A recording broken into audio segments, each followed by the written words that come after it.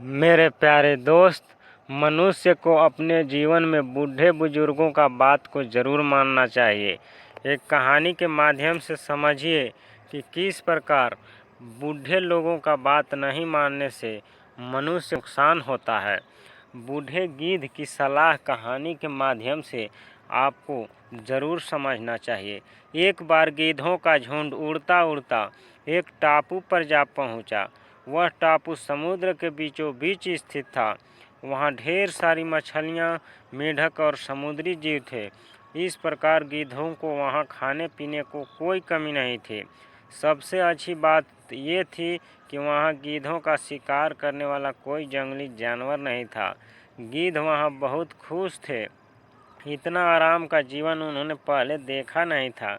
उस झुंड में अधिकांश गीध युवा थे।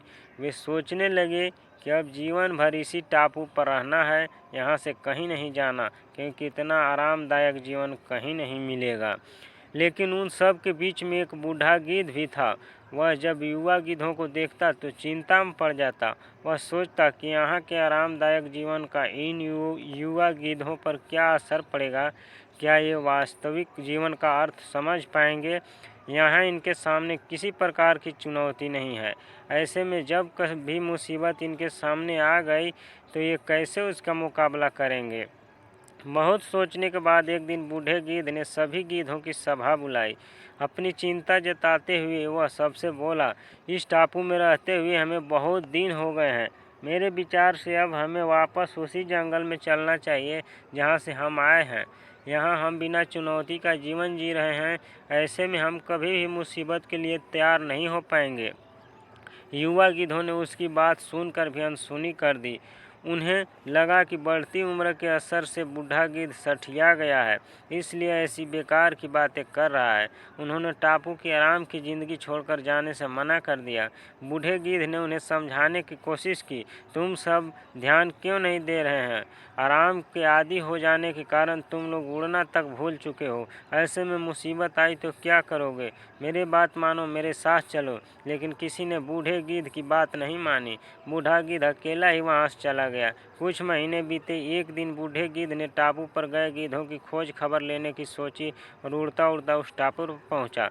टापू पर जाकर उसने देखा कि वहाँ का नज़ारा बदला हुआ था। जहाँ देखो वहाँ गीधों की लाशें पड़ी थी। कई गीध लहूलुहान और घायल पड़े थे। हैरान बूढ़े गीध ने एक घायल गीध से पूछा, ये क्या हो गया? तुम लोगों की ये हालत कैसे हुई? घायल गिद्ध ने बताया, आपके जाने के बाद हम इस टापू पर बड़े मज़े की ज़िंदगी जी रहे थे, लेकिन एक दिन एक जहाज़ यहाँ आया। उस जहाज़ से यहाँ चीते छोड़ दिए गए।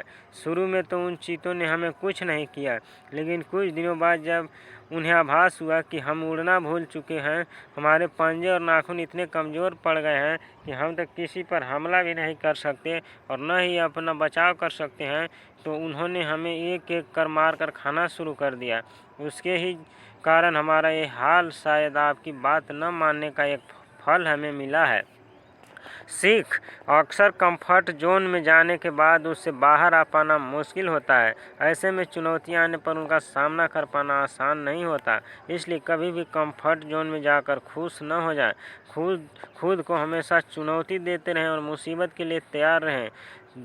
तब आप चुनौती का सामना करते रहेंगे और आगे इस बात का ध्यान रखते हुए और लगातार प्रयास करते रहें।